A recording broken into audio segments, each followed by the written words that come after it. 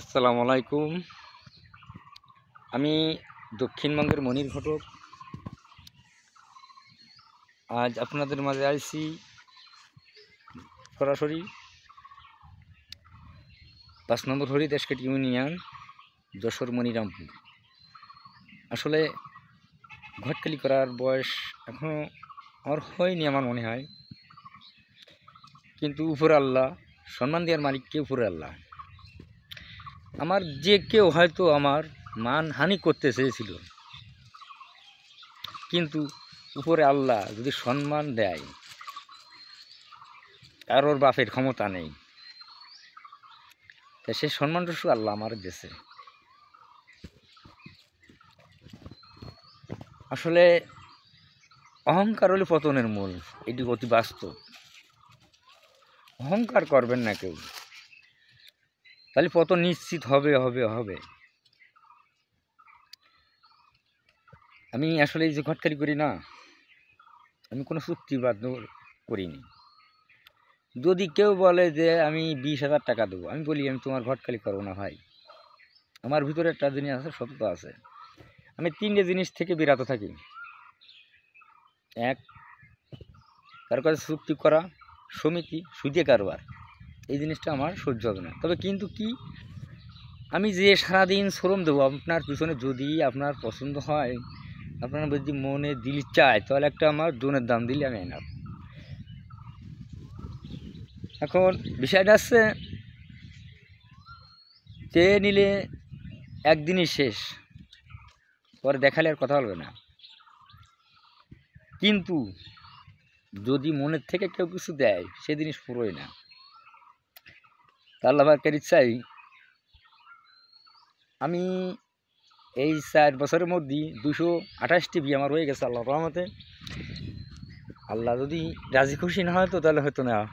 অনেকে ঘটক বলে আমি 300, 400, 2000, তুফান ঘটক, মানিক ঘটক, পাহাড় ঘটক, জি যতই বলুক না কেন, লিগাল কাজ করতে গেলে কষ্ট আছে। ছেলের বাড়ি যাও, মেয়ের বাড়ি যাও, উভয় পক্ষে যাওয়া যাই করে তাদের পছন্দ হলে তাদের নাম্বার দিয়ে দিয়ে, মনে কোনো পাপ নেই, তারা দিলি দিল, না দিলি না দিল, এই 4 আঙ্গুল কপাল, এরা কেউ নিয়ে যেতে পারবে না। ঠিক তেমনই এমন এমন কবিরাজ আছে বাংলাদেশে যে বলে তোমার এই কাজ আমি উদ্ধার করে দেবো, 50,000 টাকা লাগবে।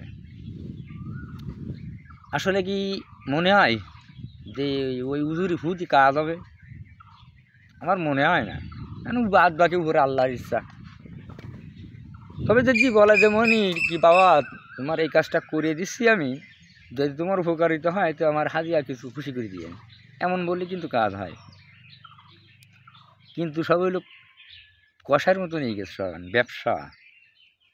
ঠিক ঘটকের মধ্যেও এরা মেয়ের গার্জেনের বাড়ি যেয়ে বলে তোমার মেয়েটা বিয়ে দেবো 30,000 টাকা দিয়ে, তুই কি গরুর দালাল নাকি? এই গরুর ব্যবসা আসছে এখানে।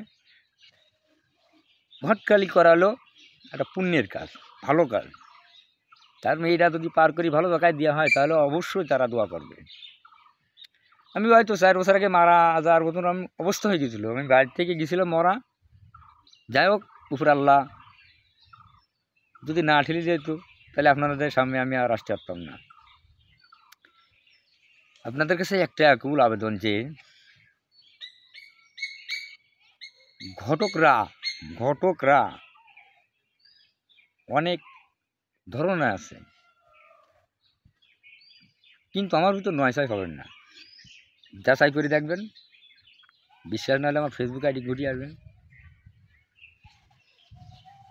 যে আসলে আমি লিগাল কি আনলিগাল। আমি বাপের উড়ার মতন বলে যেতে পারি, এই দক্ষিণবঙ্গের মনির ঘটক, যশোর মনিরামপুর নেম প্লেট লাগাইয়ে ওপেন ঘটকালি করে বেড়াই। কারণ আমি তো মানে ধান্দাবাজ, ছেলে 10 বিঘে আছে, 10 তলা বাড়ি আছে, আমি এমন কোনো কথা বলবো না। আমার জাস্ট মেয়ের বাড়ি বলবো যে ছেলে এই আছে, ছেলের বাড়ি বলবো মেয়ের এই আছে, আপনারা যাচাই করে রাখবেন। কিন্তু আমার বলার এখতিয়ার নেই।